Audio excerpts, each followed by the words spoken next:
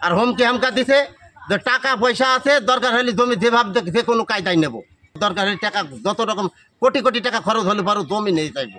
আমার কাটতেও যায়নি, মারতেও যায়নি, বলিছে যে টাকা যদি কোটি কোটি খরচ হয় তবু জমি নেব। জমিটা হচ্ছে আমার দাদার ছিল, দাদা মারা যাওয়ার পরে আমার বাবা আবাদ করতো, বাবা মারা যাওয়ার পরে আমি আবাদ করছি। আমার নাম আলাল উদ্দিন, পিতার নাম মতলেব, দাদার নাম মুক্তার মাইতি। এ হচ্ছে শুরুতে জমি আবাদ করতে আমি আবাদ করতে করতে আমার এই জমিটুকু নিয়ে এইটুকু আমার সম্বল, এইটুকু নিয়ে আমার বাল বাচ্চা নিয়ে আমি হচ্ছে এইটুকু এই আবাদ করি আর খাই। এরপরে এরা আমার ভুঁইতে চুরিকের বীজ দিয়ে গেছে। এরা হচ্ছে মিলন এবং হাসিনা এবং সাগর, এরা আমার ভুঁইতে বীজ দিয়ে গেছে।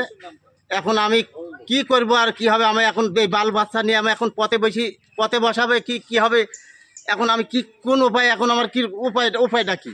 আর এই জমিতে যদি তারা জমি পায় তাও নেবে, আমি দিতে রাজি, তাতে কোনো আমার দুঃখ নেই। কেন আমার হচ্ছে ফসল নষ্ট করে আমার বাল বাচ্চা এখন না খাওয়া মানে মারা যাবে। তো হচ্ছে যে ওনারা আমাদের কাছে জমি পাবে, একা জাতির জমি, ওরা জমি পাবে। আমার দাদারা যে 6 ভাই বোনই 25 কাঠা করে জমি ছিল, দেওয়া হয়েছে। তো দেওয়ার পরে ওনারা এখন এই জমির পরে দাবি করতে চায় যে এই জমিটা আমরা নেব। তা আমরা বললেছি যে এই জমিটা নেবা, এখানে যা অংশ পাবা, যেটুক পাবা সেটুকুই দেবো, যে দাগে যেটুক পাবেন সেটুকুই দিতে রাজি, আমরা সব শর্তেই রাজি আছি।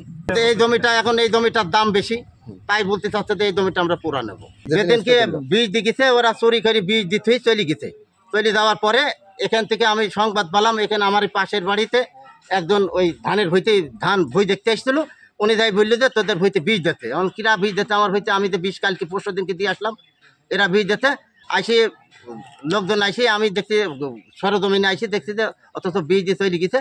কিরা দিল, হাসেনা ছেলে মিলন দিতে, সাগর দিতে, তার মামা ফজলু আইসে বীজ দিতে তৈরি গেছে। এই বলিতে 3 দিন পরে টের পাবি। আমার দাবি হচ্ছে যে আমি শাস্তি চাই, তাদেরকে উপযুক্ত শাস্তি চাই। আর আমার হচ্ছে সব থেকে বড় দাবি, আমার বাল বাচ্চা কি খাই বাঁচবে, আমার এই জিনিসটারই দাবি আমার।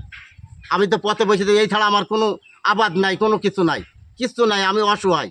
মানে বীজ দেওয়ার সঙ্গে সঙ্গে থাকতে পারিনি, থানায় থানায় আমার নিয়ে বলিছে যে তোমার থানায় আমার একটা দারোগার কথা আছে, নাম্বার, তাকে বললো যে তোমার ভইতে যদি বীজ দিয়ে থাকি, যদি ভই না ওরাই তাহলে কিন্তু উল্টো কেস তুমি খাবা। তা আমি দেখলাম যে তাহলে আমার 2 দিন অপেক্ষা করতে হবে।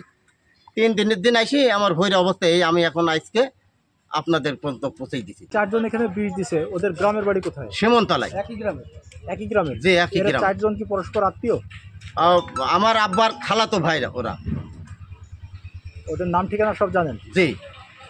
খালাতো ভাইরা আপনাদের কাছে কিসের জমি পাবে? মানে জি, এই যে বললাম, এই যে আমার দাদি, আমার আব্বার মা, আর হচ্ছে এই যে ফজলু ওনার মা, আপন বোন, বোনের জমি অংশ পাইছে, আমার দাদি তট্টুক পাইছে, ওই ফজলুর মা তট্টুক পাইছে। ওরা তো সেটুক ভোগ দখলে আছে। হ্যাঁ, ভোগ দখলে আছে। এইটা আবার দাবি করছে এখন এই জমির দাম বেশি দেখেছে যে এখানে জমির দাম মেলা হবে, এখানে একটা কিছু করতে পারবো। এখন লোভ লালসা মানুষের এই লোভে পড়ে এই কাজ করছে।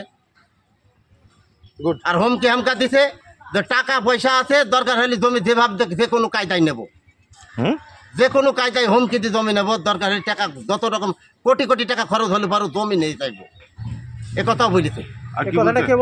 একথাটা মিলন বলেছে। আমার দাবি হচ্ছে যে আমি শাস্তি চাই, তাদেরকে উপযুক্ত শাস্তি চাই। আর আমার হচ্ছে সব থেকে বড় দাবি, আমার বাল বাচ্চা কি খাই বাঁচবে।